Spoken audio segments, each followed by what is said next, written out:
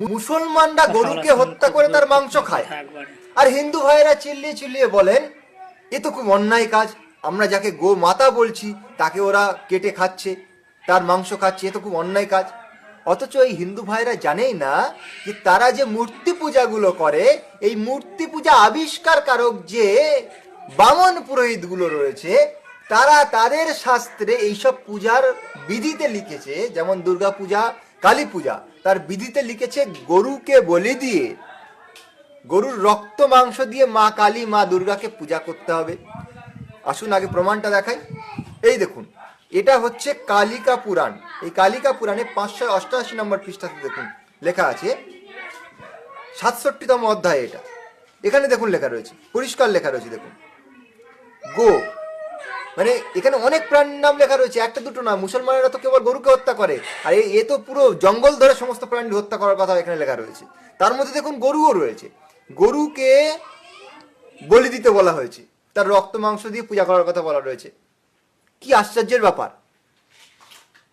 তো আমি আপনাদেরকে এটাই বলতে চাইছি যে এই যে পৌরাণিক পণ্ডিতরা এই যে মূর্তি পূজা যত বিধি লিখেছে, এরা কেউই সনাতন ধর্মের সঙ্গে জুড়ে নেই। এরা কেবলমাত্র মন গড়ন পূজা অর্চনা বানিয়েছে, তার বিধি বানিয়েছে, এগুলো বেদ বিরোধী, সনাতন ধর্ম বিরোধী।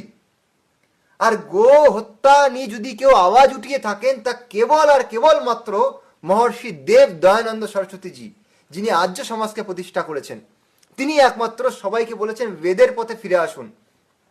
তিনি একটি পুস্তক লিখেছিলেন গো করুণা নিধি, যেখানে তিনি গো হত্যা মহাপাপ, কেবল মুখের কথা নয়, তিনি প্রমাণ দিয়ে দিয়ে এই পুস্তকে ভরিয়ে দিয়েছেন যে গো হত্যা করা যাবে না এবং গো হত্যা আমাদের শাস্ত্র বিরুদ্ধ কার্যকলাপ। কিন্তু এ কথা আমাদের পৌরাণিক পণ্ডিতরা, পৌরাণিক এই বামনরা কেউই মানেনি। কেবলমাত্র দয়ানন্দ সরস্বতীজি বলেছেন এবং তার আর্য সমাজই পালন করে যাচ্ছে।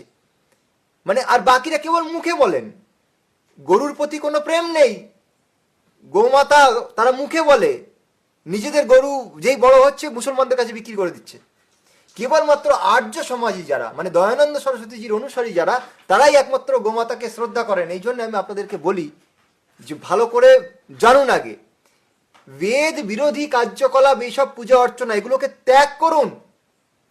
যদি গো রক্ষা আন্দোলন কেউ করে থাকে, তা হচ্ছে আর্য সমাজ করেছে।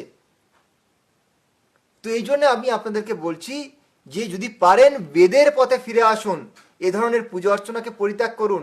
না হলে আপনারা যাদের উপরে আঙুল তুলছেন, আপনারা নিজেরাও তাই করছেন, আপনাদের শাস্ত্রেও তাই লেখা রয়েছে। তো কোথায় গিয়ে মুখ লোকাবেন? একমাত্র উপায় বৈদিক